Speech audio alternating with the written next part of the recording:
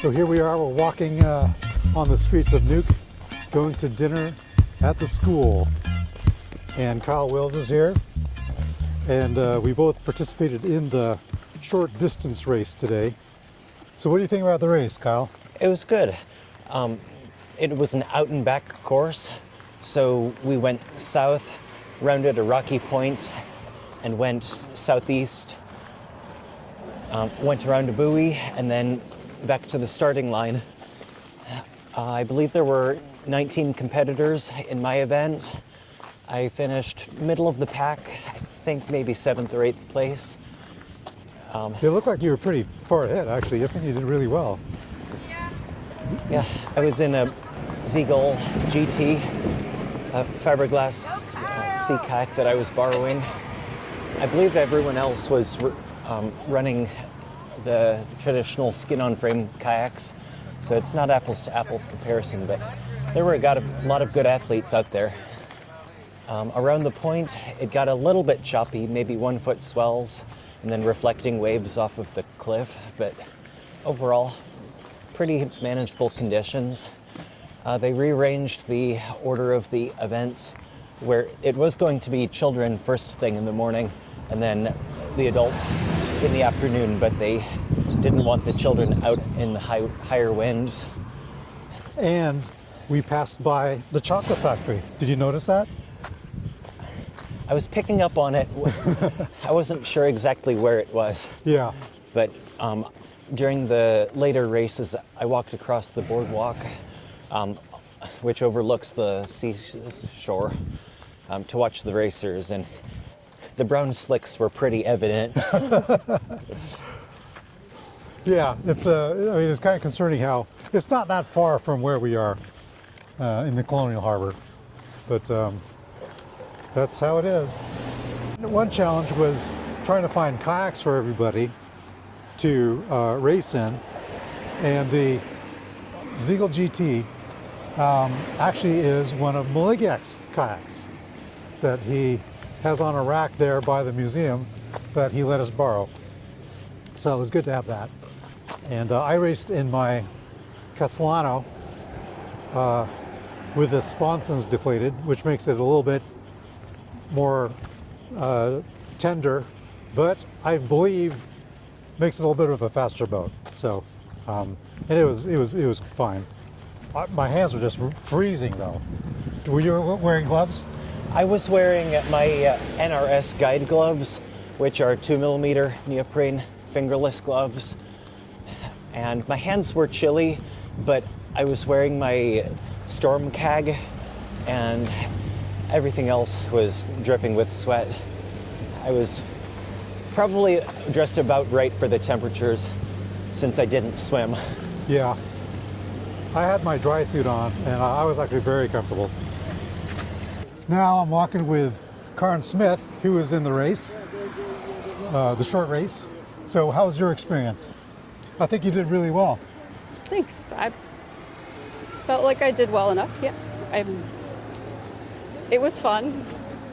At the beginning, we were all lined up, and no one knew where we were going. None of the competitors from from Greenland, from Sweden, from the US, nobody knew where we were going. And so then I went over and paddled to one of the boats that's the safety boaters, and I asked them, and they said they didn't know either. So, but then eventually somebody told me, oh, you just follow that boat. Oh, okay. Yeah. All right, so that worked. And then also Tibor and Dubside and John Peterson were in front of me, so then I could just follow that. That's easier. Right, yeah. It's a more complicated course, isn't it? We only went to the buoy that's like a little after the end of the boardwalk. Oh, okay. Yeah. And then we did it twice. I see, yeah. Yeah, it's a bit more complicated course because you do like 2 loops around. Yeah. And then a lot of the skin-on frames are made for speed, not for turning. Yeah, okay. And I figured I could turn pretty quickly, so I went as close to the buoy as I could. Yeah, and what were you paddling? The Seagull, I don't know what it is. The Seagull GT. Okay. Yep. And I was wearing Kyle's storm keg as a skirt. I could have, it would have worked out without it, because I didn't end up with too much water in my lap, but yeah, it was nice to have something. Well, I gave my spray skirt to Sherry Yeah. to use, and then she gave it to Andy, Yeah. and so I didn't have a spray skirt. Oh, no. But I figured, you know what? You know, I'm in my Yeah. dry suit. Yeah. I'm gonna maybe you'll get a little water on my lap, but it's not a big deal. Yeah, You and it know, wasn't. so it wasn't. Yeah. Okay, now we have Andy and John here, and they're going to give us some commentary on the short race. And we had a little bit of excitement. John actually was involved in our rescue. So how did that go? It was pretty surprising, honestly. The younger paddler near me, I'm not fast. I was not trying to go fast. I'm trying to survive. But a younger Greenlandic paddler from Ilulissat near me towards the end of the race, I think he got surprised by some of the waves out there and was probably a little tired, and he capsized, which was a bit of a scary scenario. He was close to me, but not quite. He fell in the wrong direction, so it was tricky to get over to him. Luckily, the rescue boat came in just about the same time I got around to the right side of him. He was having a hard time, but we got to him well in time to get him righted out of his kayak into the rescue boat. Rescued his gear. Nothing was lost. He was probably a little cold and panicked from it, but it turned out pretty well.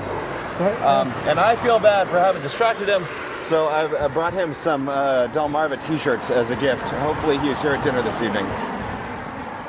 Wow, that's cool. So, by younger guy, he was like a teenager. So yeah, he was in the 15 to 17 year old category, I think. Oh, And he was racing with us medium old people.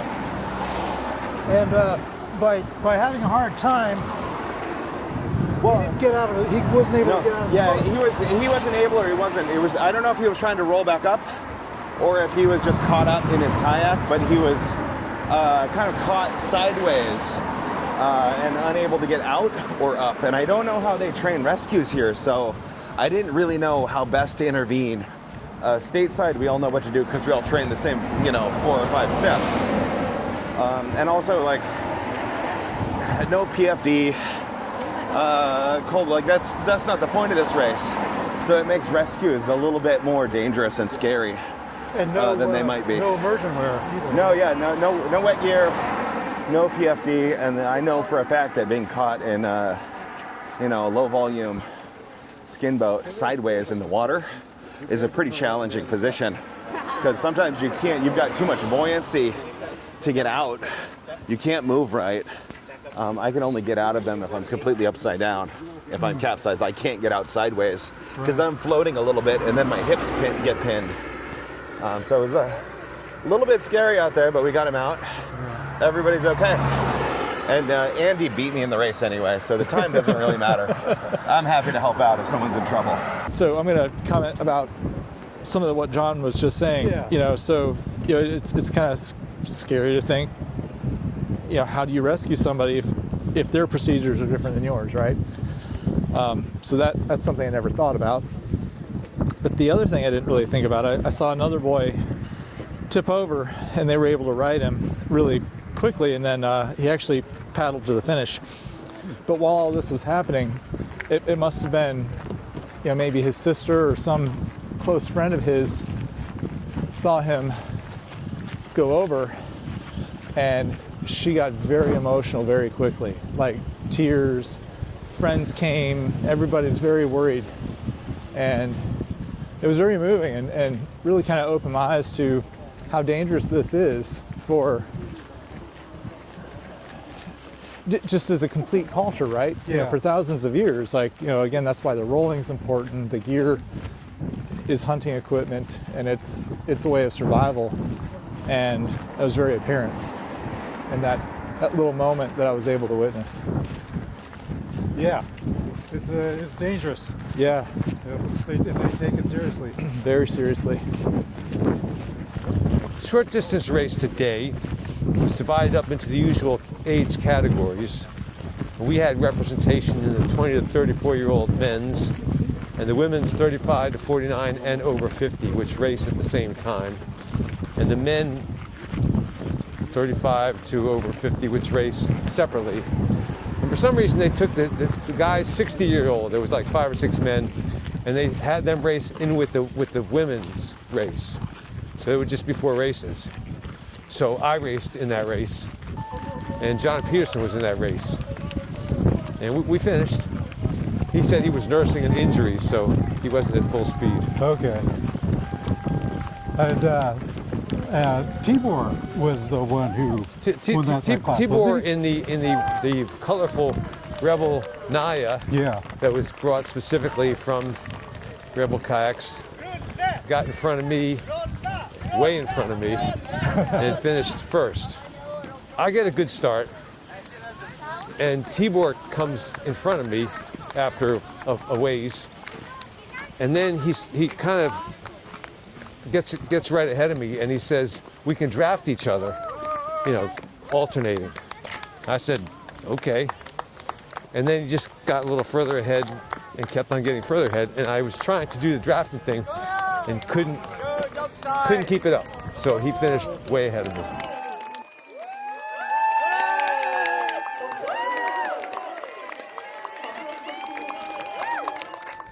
Originally, I was, you know, in search of the straitjacket roll. So that was, to me, the holy grail. So I started designing kayaks to help me to pull it off. And then after a while, when I did pull it off, then I discovered that the forward finishing rolls were kind of hard. And now I think I figured it out. So since it's such a low volume kayak, the aft part is for layback rolls and the forward part is for forward finishing rolls. Maybe this wasn't the best successful kayak that I ever built, but you can see if you look at it, it is rather low. The cockpit is pretty big, and the coaming goes actually outside the gunnels to make it as wide as possible to make you move as best as you can. Since I've raised the foredeck, I had to push the cockpit coaming forward as well so it won't get in the way. If you don't have anything in between, that's okay. But in the straitjacket, when you lean forward, you get your arms in the way. So that's why I pushed it forward like that. And the idea is to have everything from the seating position aft look like a box. So from the gunnels, the chines are straight underneath and the bottom is very flat. And what that makes the secondary stability very dominant, is that what you can call it? It's very strong secondary stability. Yeah. So when it comes like this, well, of course it doesn't do anything, but as soon as it flips over the secondary stability, it pulls you out of the water, so that helps. And with the low back deck, you can also see the Isofix is way back, so your sit bones are here. So there, yeah. So with the layback rolls, there's nothing. I mean, you don't feel anything connecting to your back. These paddings are just only for the straitjacket roll, so you don't slide down that little bit, which makes the recovery a bit difficult. I was having a problem with that the day before I came. Yeah. Falling to the side of the kayak as I'm trying to. Yeah, if you have a narrower cockpit, like in Naya or Ilaga, that you can kind of squeeze your hip bones towards that and kind of scoot your bum back up, but you can't do that as I did it this way.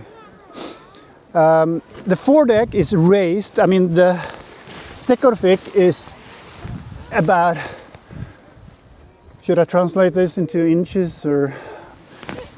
Yeah, so this is about 15 centimeters above the Sekkorfik. You can have a look inside to see. So I raised the foredeck to make it more rounded.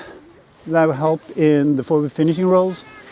And it took me 11 kayaks before I realized that the deck shape is much more important than the bottom shape into a rolling kayak. So if this slides through the water easily, it makes that, well, you don't slow down as much in the rotation. And you can also see that the deck stringers go all the way to the front, which also helps since you don't get that flat area that you usually get at the front. And when you flip the kayak over, that kind of sits on the water, so you have to put a lot of effort into it if you have a flat foredeck. Yeah, to start it. Yeah. And also at the bottom, the idea is to make this part as rounded as possible. So it, you know, think log. A log will rotate very easily. And then I found some pictures of some East Greenlandic kayaks. They're very low. They also have the front deck very low. But what I saw was the aft and stern wouldn't go up. And I kind of liked that. Well, at first I thought it would look ugly because you're not used to it. And that's basically just for show. It doesn't help you anything in the rolls, but why not? I put it in there. And this is kind of light. It's about 12 kilos. So that would be 23, 24 pounds. That doesn't make any difference in rolling, but I'm laughing every time I put it on my rooftop of the car. So that's my secrets, basically most of them. It took me 20 kayaks until I figured it out, and you don't succeed every time, but you're getting closer and closer, and that's what kayaking is for me. I mean, building your gear. I build my own paddles, build my own kayaks. I want to sell my own tooling and Qajaq, but there's some limit to my skills.